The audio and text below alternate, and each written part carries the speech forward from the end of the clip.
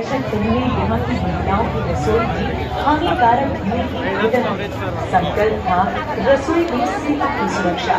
अब उज्ज्वला से 34 लाख से अधिक फ्री गैस कनेक्शन में उस घुटन से दी है आजादी।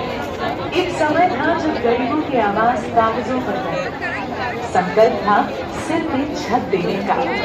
आज छत्तीसगढ़ में पीएम आवास योजना द्वारा सभी सुविधा युक्त 11,13,000 से अधिक घरों का हुआ है निर्माण। एक समय ऐसा भी था जब महंगे इलाज और दवा का खर्च अपने साथ लाता था चिंता और कर्ज।